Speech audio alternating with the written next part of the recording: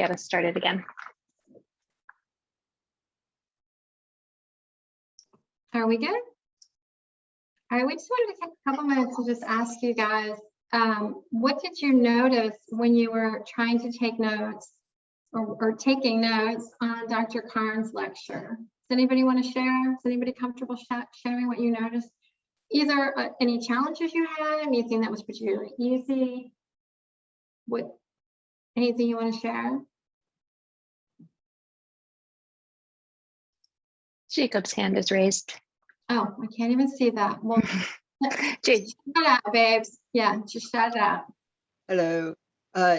Very quick. At first, I was starting to write using like my pen and tablet, and I soon found out I just needed to type it all because it was very fast paced. It was slide to slide, and yeah, it was way too fast to try and actually handwrite it. So bullet points were definitely the way to go, like I did in high school, and then go back through during times he was talking or like breaks, go back through and add like little handwritten details or highlight and underline and like organize them a little more during like those quick 30-second times he was actually like a little slower. Awesome. I'm so glad that you shared that. And I love what you said, that you noticed right away, okay, this method isn't working for me. I'm going to move on to something else, right? Don't sit there suffering. You know, you kind of made a quick decision and you moved in to use one of your other tools. Awesome. And you are absolutely right. I think you guys will find at Duke that professors, people speak really quickly at Duke, and your ear will get more used to it as you go along, but that is often a challenge for students. Anybody else have anything to share? What they noticed?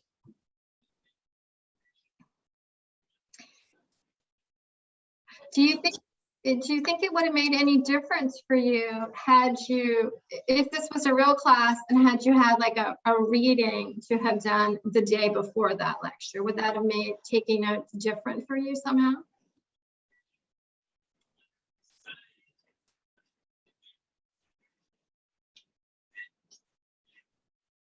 I wouldn't jot down information I already learned from the reading.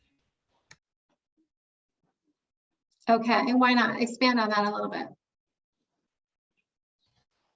Because since I already know it, it's more relevant in my mind since I already read the reading. So I can jot down more relevant stuff that the speaker presents that I do not know already. Good, excellent. And the other thing that you might notice is that when you pre-read, and that's really encouraged, is that you understand sort of the structure of what's going to be presented. Now, Nick did a pretty good job because he said, okay, look, I'm going to cover 3 things today. And he said what the 3 things were, and then he said it again, I'm going to cover 3 things. So he gave you a little bit of structure at the beginning, but if you do the reading beforehand, you're going to understand the structure better. You're also going to be able to hit and look up familiar words or things you just really don't know. I think there was one historical reference in his lecture, the Summer of Mercy, which I was not familiar with, but had I had the readings beforehand, I would have been like, oh, okay, that was the protest on abortion that was happening at that time. So you get all this primed information when you do the reading before you come to class. It actually makes that note-taking process easier because your ears are already selectively attuning to the things that you know you need to. And then it's like a second hit, you know, so you get 2 times to process it right there. Darla, there's also a comment in the chat that relates to what you were just saying that says, definitely, I think it will have provided structure and allowed me to jot down information that supplements my reading. And so that's something to think about, even if there's not required reading. If you find that that's helpful, so for example, for math classes, typically there's not required reading. But I found when I really struggled in a class, if I even just skimmed the section before class, there's such a difference when I skimmed versus when I didn't skim, and whether or not I was lost in class. So that's something to consider as well. I second that absolutely for me as well. Anybody else have any comments about that? Did anybody else, did most people use paper, or was it a combination of some paper and some laptops? What did people find that they went to first? We have laptop in the chat. I kind of use I use computer, but I use Microsoft OneNote, so I do a combination of typing and writing using a tablet. That's what a lot of people are going to now. If you have the extra, how much is the iPad Pro now with that, like $1,200? They're really expensive. Yeah, so it's kind of true. It's hard. The outline method on the laptop, excellent. Excellent. A suggestion for me is I use a Wacom tablet, so it doesn't actually have a screen, but you can Bluetooth this to computers, or like I use a USB Type-C cable for mine, and so you could plug this into just about any library computer or anything and write it using the pen and tablet. Can you type that into the chat, Jacob? Because I didn't quite catch what you called it. Oh, yeah, I'll try to. I'm actually on a little tablet myself. Oh, okay. Well, that way your peers can benefit from getting that information as well. Thank you. I know with tablets like that, there's a little bit of a learning curve because you can't, you're looking at one screen to see where you're writing. So you sort of have to figure out. Okay. But yeah, a lot of our facilitators were using those this year as well.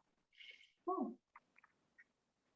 Does anybody want to ask any questions about the note-taking section before we move on to give you a broad overview of what the ARC services have to offer you as a Duke student? We have a little bit more about note-taking before we do that though. But oh, do we? Shoot, I remember. I need to see the screen. The slide. You can move the slide. Okay. So just to make sure, anybody have any? Thank you, Jacob. Anybody have any other thoughts about what they noticed in the note-taking process or takeaways from that experience that you might want to consider for this upcoming semester?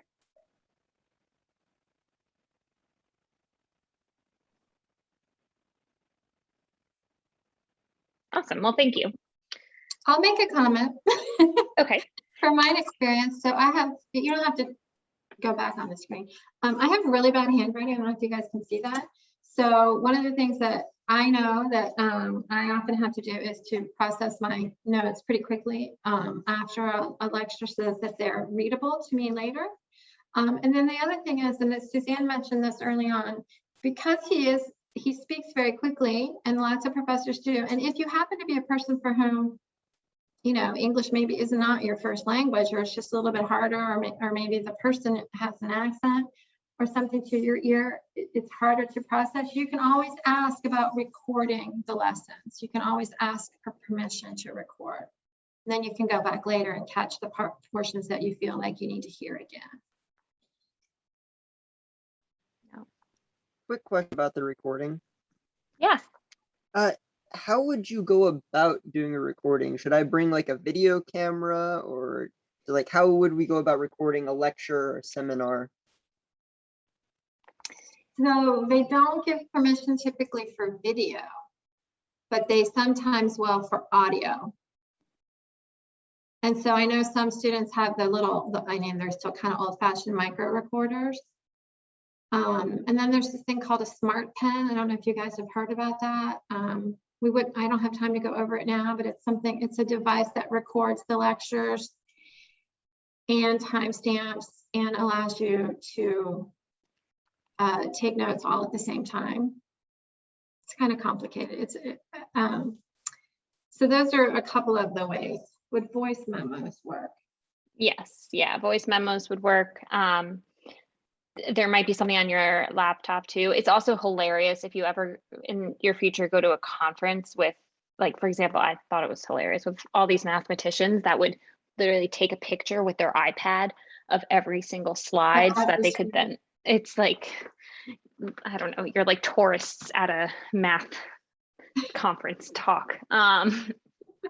But yeah, so on your phone, on your computer, if possible, just make sure to ask the professor for permission ahead of time. That's really important. And I'm really hoping, we'll see, I'm really hoping that a lot of professors have observed the benefit of recording their classes this past year and may record on their own. It does depend on the classroom. So I know when I was teaching at NC State, I had the opportunity to record in my classroom. And so I always did that to give the students an opportunity to view the lectures after the fact, but it might not be possible in certain classrooms. But if it is, it's usually recorded on Panopto, which is Duke's, which is what most professors will use to post their recordings. Although some will just do the Zoom recording, to be honest with you, if they're on Zoom. Great questions. Any other questions? Thank you, Jacob. Any other questions about recording?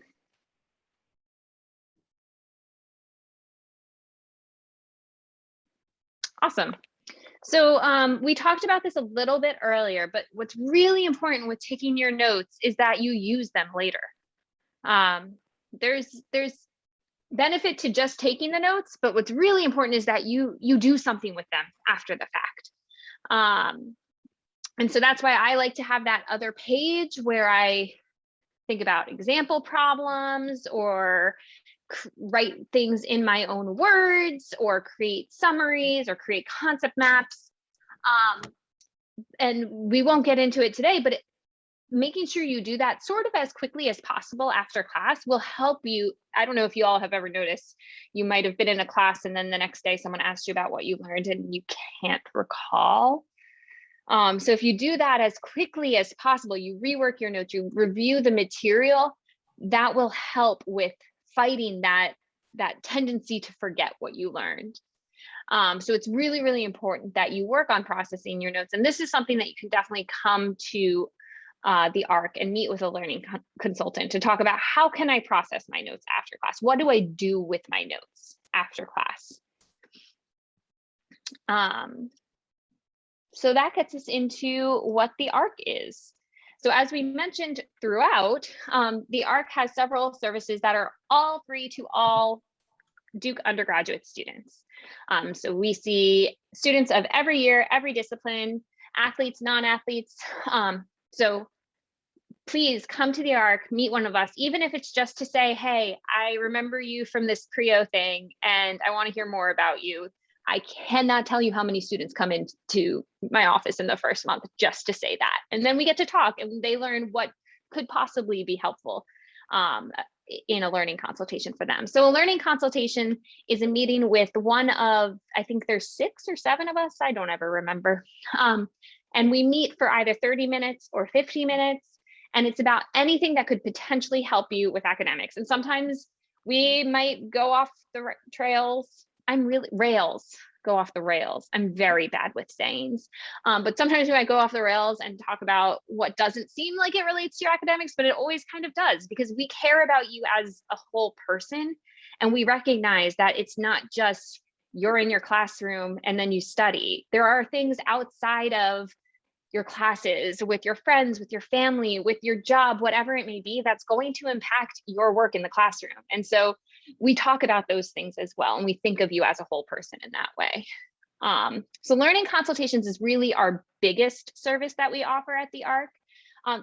Before I get into any of the others, any questions about learning consultations at all?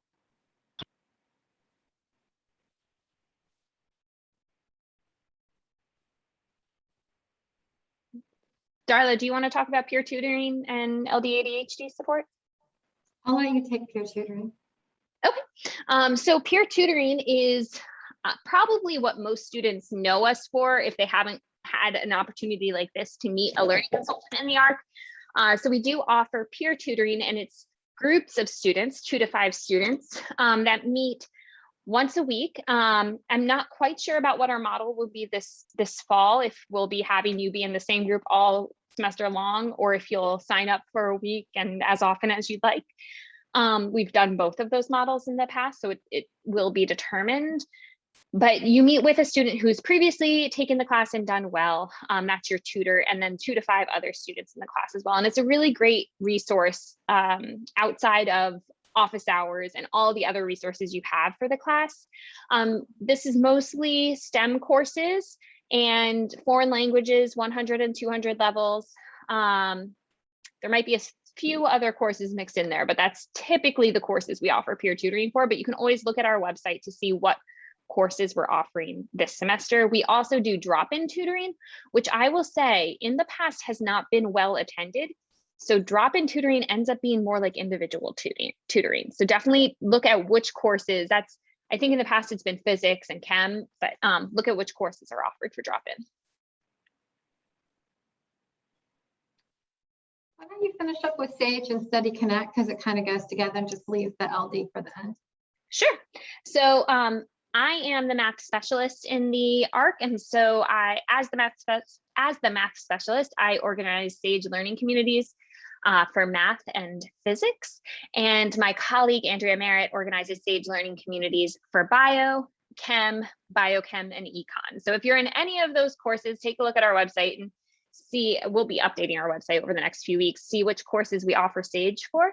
But Sage learning communities, it's not exactly tutoring. There's still a content focus, but it's not quite as focused on content as peer tutoring.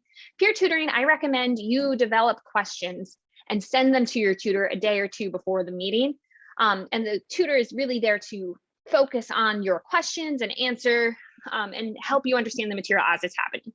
We do that in Sage learning communities, but we also have more of a focus on study strategies and learning skills, and what are specific things that you can do for that class that the peer facilitator has already taken the class and has that insight of the entire class to say, hey, it really helped me when I studied for this in this way.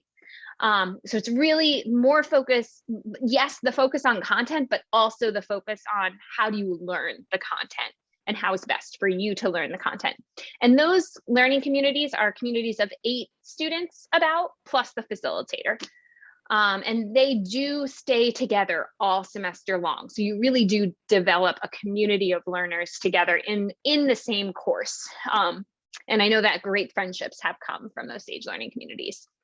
And then Study Connect, again, is still being determined how this will look for the fall.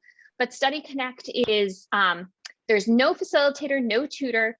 You submit a survey to the ARC that says, hey, I want to create a study group that is about this Chem 110 class, or I want to be in a silent study Zoom. So it's as if I'm sitting in the library with other students.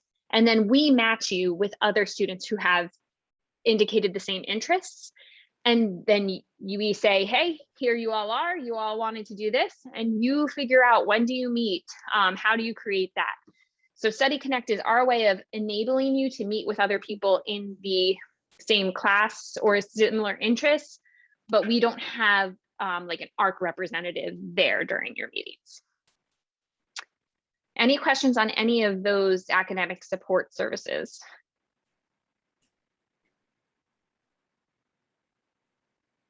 No.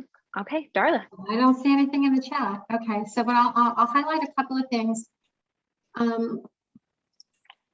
for you all. We want you to understand that the peer tutoring and Sage learning communities are developed and supported with funding from the Trinity School, the Trinity Arts and Sciences School, for some of the most challenging courses on campus. So it is an opportunity for you to be proactive and starting early in the semester with a very intentional way of working to attack a difficult course. So don't think of it as, oh, let me wait and see how I do. And then you get a D on that first midterm, and then you kind of sign up after the fact. I really want you guys to think about this as something you want to think about as a support for that class right at the beginning of the semester. Because the classes that we offer this for are the hardest classes on campus. And so we have them to support you so that people don't get those Ds on their first midterm. So look into our website as soon as dropout is over and you know what your fall calendar is going to look like, and see what courses we're supporting, and then join, because it's more fun to learn with other people too than just sitting in your dorm room by yourself. All right, and remember, all of the services are free. All right, any other questions about that? I'll talk a little bit about LD ADHD support. if there are no questions. Jacob has a okay. question I or a can't- comment. Okay, go for it. Apologies, I'm taking all the time today. That's What do you do about a class that you guys don't provide peer tutoring for? How do I go about finding a tutor for that? Especially like, I think we start on like the 22nd. How do I go ahead and get in contact with somebody who's taken these classes so I can kind of prepare myself before even stepping foot in the door? Wait, are you asking about, did you say at the beginning tutoring for classes that we don't support? Yeah, so that are not on like your main site, like all the Okay. courses. How do I find a tutor that might be able to help me that's not listed on your site? So there's where it's going to be very dependent on the course and the department that course is housed in. So there are some departments at Duke, typically again, they're in the STEM or foreign language areas, that on their websites will have tutors, but they're for fees. They're not free like ours. Yeah. So that is one option. There are some free tutoring services through some of the Romance language departments. So you've got two sources of possible tutoring for some of the language departments. Suzanne, do you know of any other free services? Not off the top of my head, but I do want to encourage you to just reach out to us if you have a question about a specific course. And if we have a better answer, we will definitely provide it. Like, there's never any problem with emailing us with that sort of question. So please don't hesitate to do so. And things that have happened in the past is where we've had, you know, a group of 2, 3, 4 students say, hey, I could really use a tutor for that class. Then we've gone and added that as a service. So if we hear from you, then we know there's a need there. And if we don't hear from you, we won't necessarily know that there's a need there. So definitely let us know. Yeah, that's great. And you can also reach out to us and we'll also be in touch with the ARC. And if they don't cover, if that isn't a class that they provide support for, but support is available through the academic department for a fee, DukelIFE may be able to help with those fees. Okay. Awesome. So let me move on to the LD ADHD support. So I'm a psychologist with a background in learning disabilities and ADHD, and we also have an ADHD coach on staff. So if you happen to have any of those issues or just any health issues that or learning differences that you might need some extra support around adjusting to college life, just make an appointment with me, come in, we'll talk about it. We'll see what your needs are. I'll help you with strategies and tips. I may refer you to another learning consultant that's more aligned with your major if it's not, you know, if your needs aren't too specific. But we just want you to know that there are people in the ARC who understand particularly some of the challenges with issues that affect executive functioning, which is focus and time management and organization and planning, and all the learning consultants can help with those areas. So feel free to make an appointment. If you happen to be a student who has one of these, hopefully you know that you can register with the Student Disability Access Office and get accommodations here at Duke. And we opened a brand new testing center right before COVID. So that'll be reopening soon. So that's a nice addition to Duke's campus that hasn't been used that much yet, but that's coming. And I think that was all is that all that we have prepared, Suzanne? For what? Is that all that we have prepared? I don't have the slides. Yeah, just an opportunity for any questions if you have them.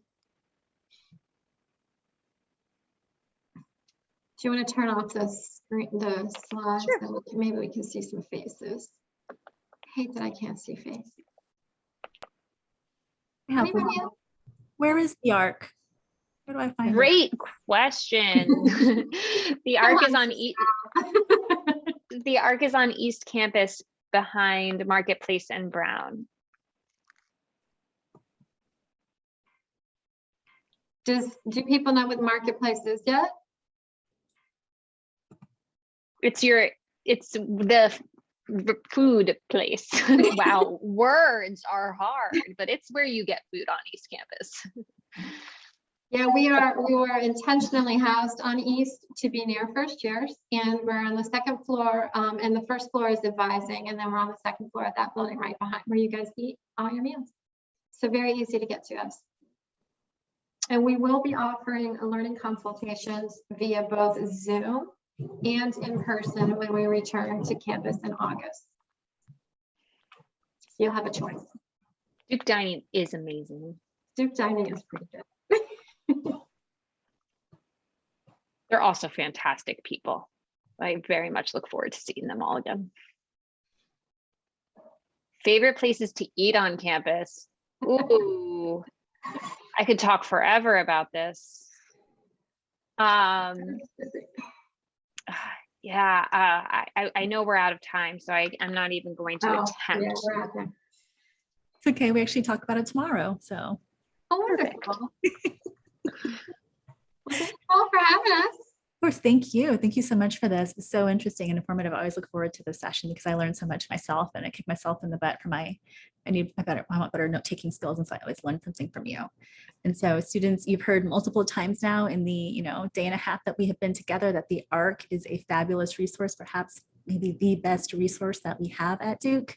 To something I said before, you do not have to be in trouble. You do not have to be struggling in courses to go to the ARC. If you are already doing really well, right, the ARC can help take you to the next level.